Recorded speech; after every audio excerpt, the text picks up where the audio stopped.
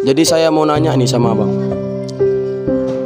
Jadi kalau misalkan seandainya kalau kita nih masih mondok, terus ada perempuan, wanita yang datang di kehidupan kita, itu bagaimana bang?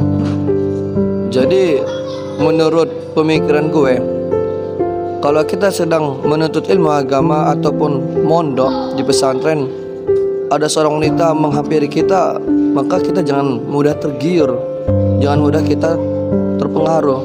Dahulukan dulu pesantren kita dahulukan dulu ilmu kita.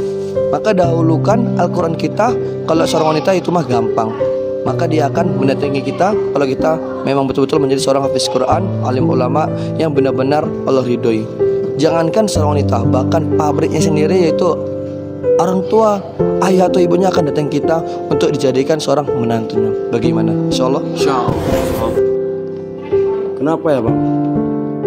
Belakangan harian ini saya itu malas membaca Quran dan saya susah mendapat hafalan. Jadi saya mau minta motivasi dari abang, bagaimana caranya saya itu bisa menghafal dengan semangat. Bagaimana bang? Jadi seorang hafiz Quran itu, tanamkan dalam diri kita itu rasa cinta kepada Al-Quran. Terkadang kita malas atau kita susah menghafal Quran itu disebabkan ada beberapa faktor. Yang pertama, bisa jadi karena kita tidak memuliakan Al-Quran atau kita tidak beradab. Kedua, bisa jadi karena kita banyak maksiat, mata kita bermaksiat, melihat yang tidak disukai Allah Ta'ala, hati kita, lisan kita, dan sebagainya. Maka daripada itu kita hindarkan semua perkara itu. Insya Allah Allah akan mudahkan kita untuk menghafal dan mencintai Al-Quran. Senang kita dengan Al-Quran. Man jada wa jada, barang siapa yang bersungguh-sungguh pasti akan mendapatkan. Maka daripada itu kita niat dari sekarang untuk bagaimana kita selalu islah diri, memperbaiki diri kita. Niat untuk kita bagaimana selalu bertafakur kepada Allah Ta'ala, merenungi segala dosa-dosa kita, kesalahan kita, doa kepada Allah Ta'ala agar Allah Ta'ala akan memberikan kepada kita nikmat untuk membaca Al-Quran dan mudah untuk menghafal Al-Quran. Bagaimana? InsyaAllah. InsyaAllah. Kemudian bang, satu lagi bang, saya mau bertanya. Di dalam diri saya ini, di dalam hati saya masih mempunyai sifat iri. Irinya tuh iri kepada orang, yang mana perkara yang orang miliki itu tidak saya miliki. Contohnya orang punya mobil, saya enggak. Orang punya kereta, saya enggak. Itu bagaimana ya bang untuk menghilangkan sifat yang seperti itu?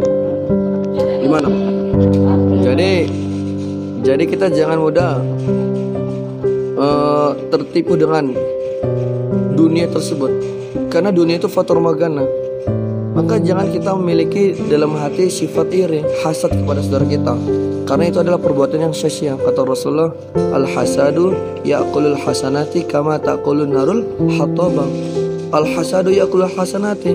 Adapun iri hati, hasad, yaitu memakan semua kebaikan, kama ta'kulun narul hatabah, sebagaimana api memakan kayu bakar.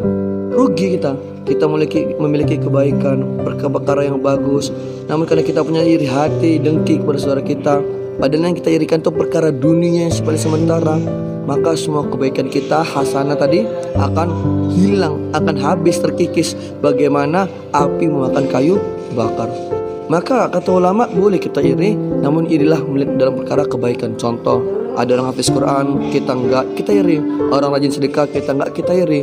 Orang berbuat kebaikan, kita iri. Orang rajin ibadah, sholat, tahajud, rajin, kita enggak, kita iri. Itu yang kita irikan. Bagaimana biar kita meningkat, rajin kita bertakwa, beramal kepada Allah SWT. Sekali lagi, jangan pernah kita iri dalam perkara dunia, karena dunia itu sifatnya sementara dan akhirat selama-lamanya. Bagaimana? InsyaAllah. InsyaAllah.